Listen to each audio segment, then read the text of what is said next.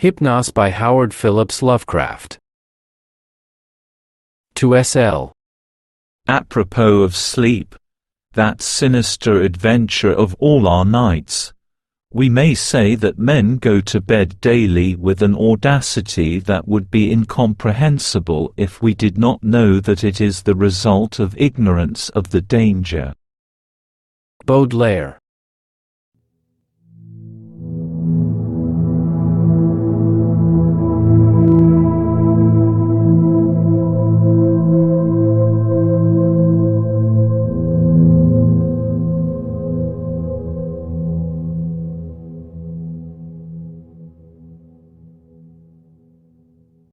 May the merciful gods, if indeed there be such, guard those hours when no power of the will, or drug that the cunning of man devises, can keep me from the chasm of sleep.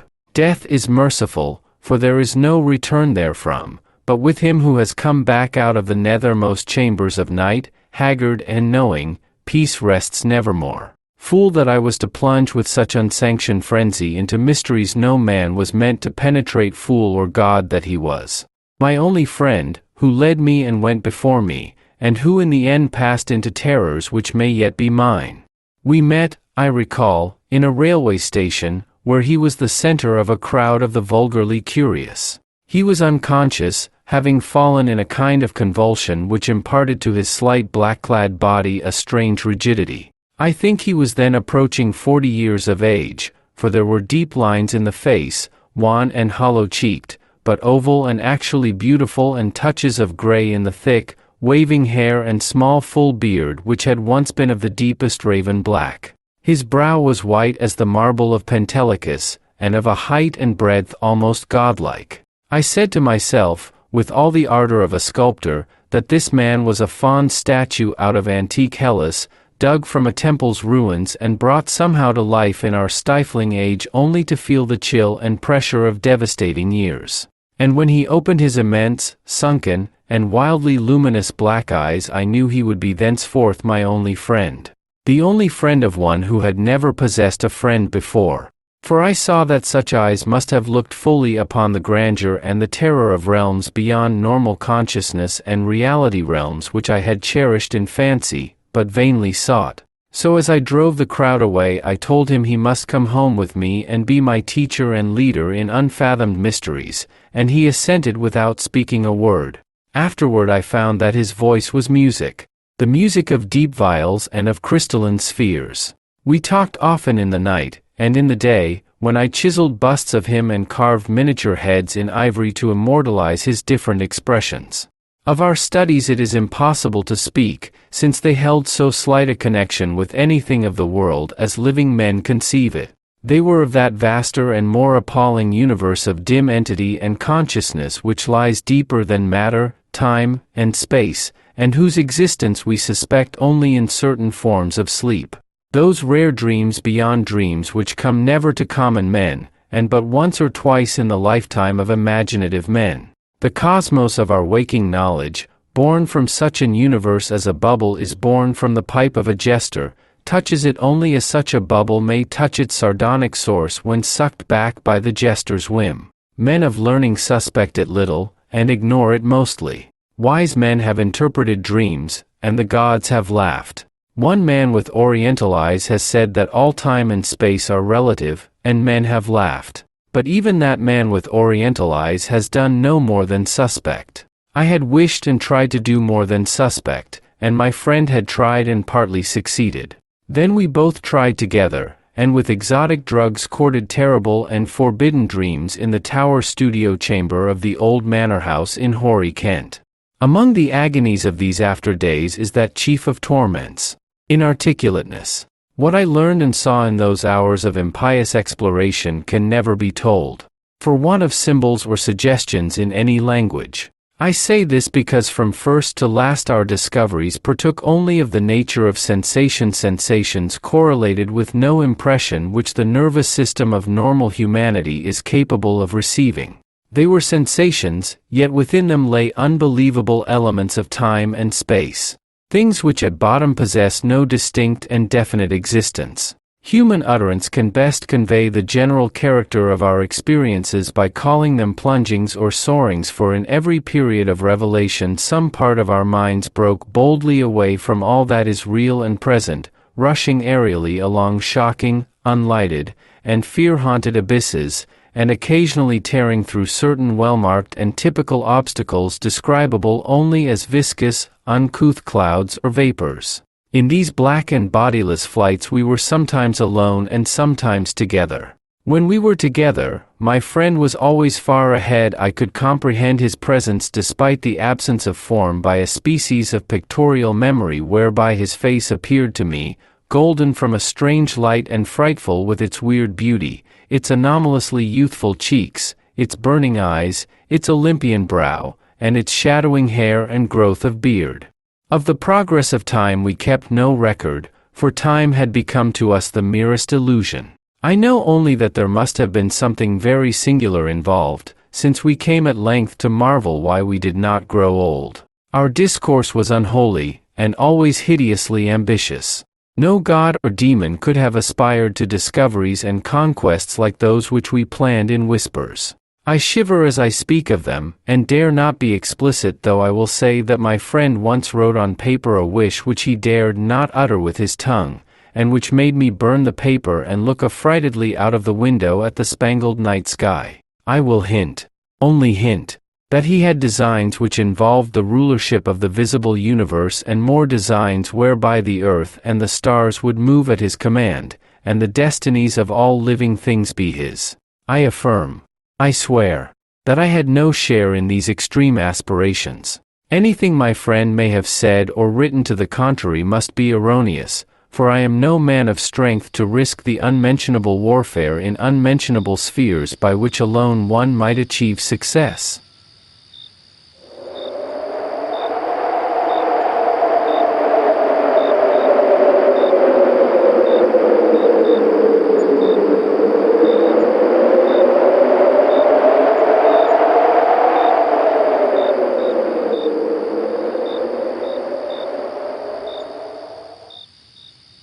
There was a night when winds from unknown spaces whirled us irresistibly into limitless vacua beyond all thought and entity. Perceptions of the most maddeningly untransmissible sort thronged upon us, perceptions of infinity which at the time convulsed us with joy, yet which are now partly lost to my memory and partly incapable of presentation to others.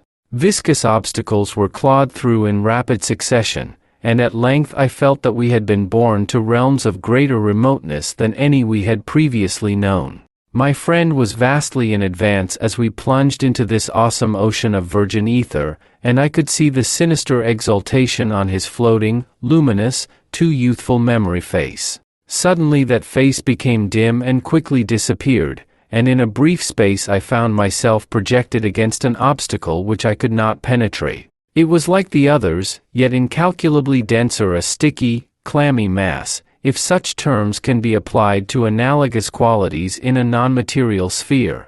I felt, been halted by a barrier which my friend and leader had successfully passed. Struggling anew, I came to the end of the drug dream and opened my physical eyes to the tower studio, in whose opposite corner reclined the pallid and still unconscious form of my fellow dreamer, weirdly haggard and wildly beautiful as the moon shed gold-green light on his marble features. Then, after a short interval, the form in the corner stirred, and may pitying heaven keep from my sight and sound another thing like that which took place before me. I cannot tell you how he shrieked, or what vistas of unvisitable hells gleamed for a second in black eyes crazed with fright. I can only say that I fainted, and did not stir till he himself recovered and shook me in his frenzy for someone to keep away the horror and desolation.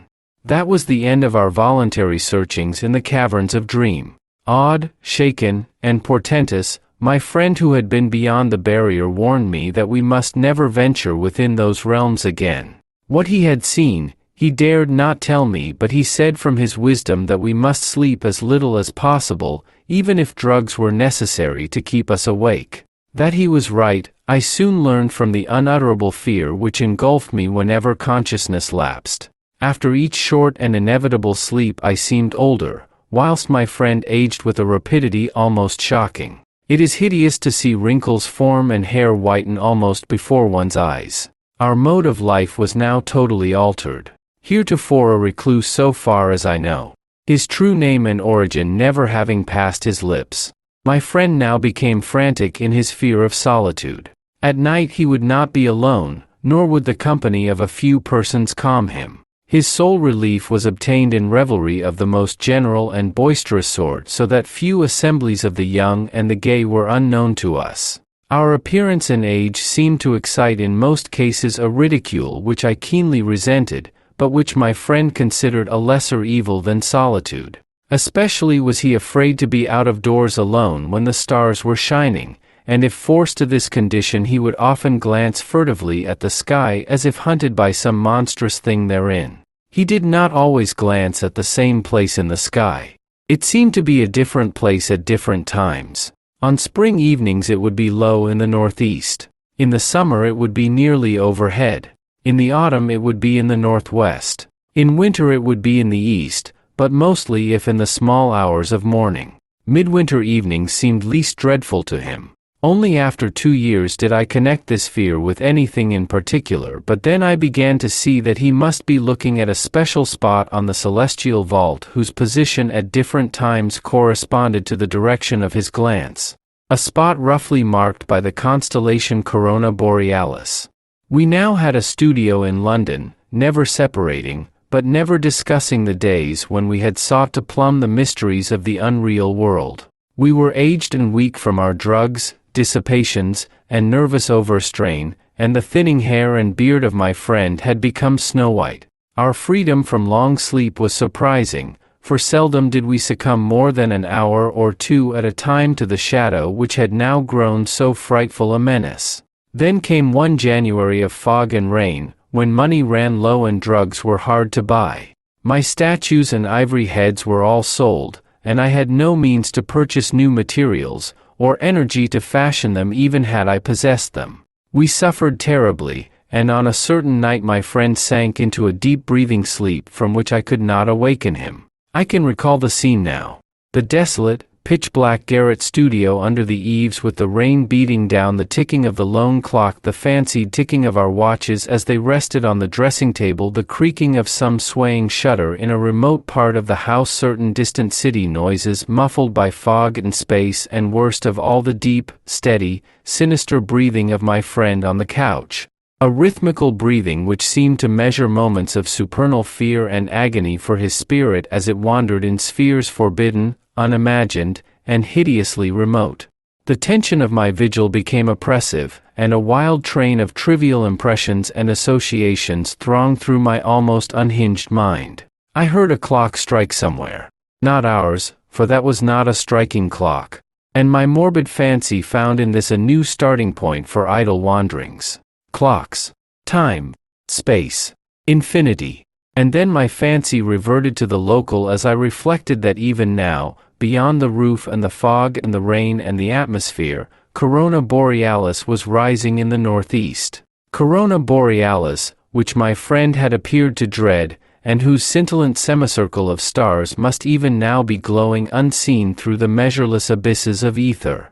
All at once my feverishly sensitive ears seemed to detect a new and wholly distinct component in the soft medley of drug-magnified sounds.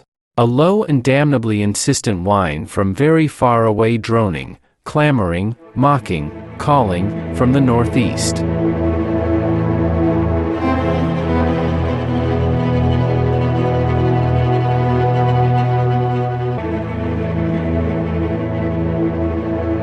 But it was not that distant whine which robbed me of my faculties and set upon my soul such a seal of fright as may never in life be removed, not that which drew the shrieks and excited the convulsions which caused lodgers and police to break down the door. It was not what I heard, but what I saw, for in that dark, locked, shuttered, and curtained room there appeared from the black northeast corner a shaft of horrible red-gold light.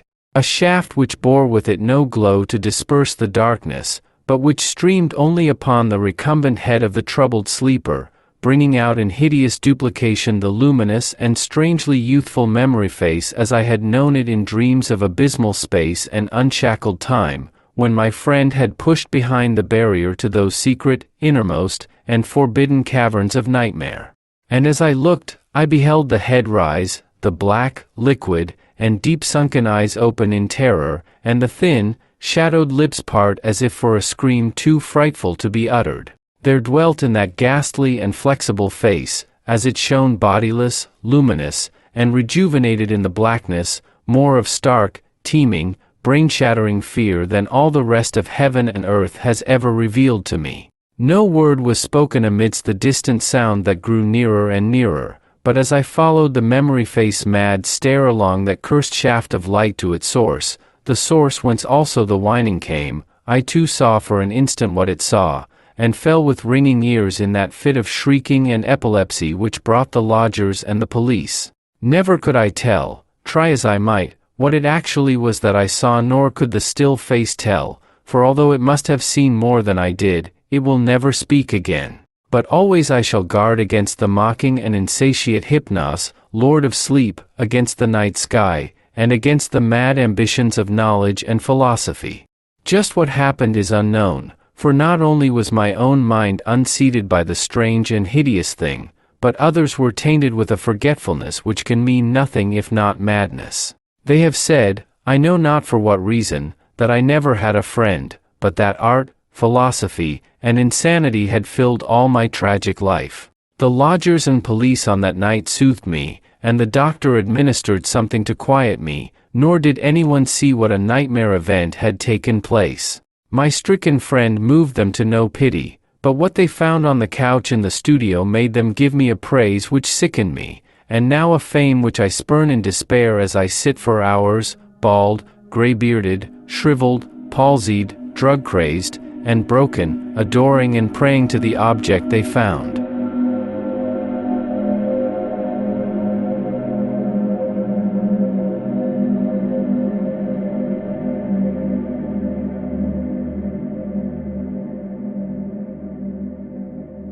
For they deny that I sold the last of my statuary, and point with ecstasy at the thing which the shining shaft of light left cold, petrified, and unvocal. It is all that remains of my friend, the friend who led me on to madness and wreckage, a godlike head of such marble as only old Hellas could yield, young with the youth that is outside time, and with beauteous bearded face, curved, smiling lips, Olympian brow, and dense locks waving and poppy-crowned. They say that that haunting memory face is modeled from my own, as it was at 25, but upon the marble base is carven a single name in the letters of Attica. Hypnos.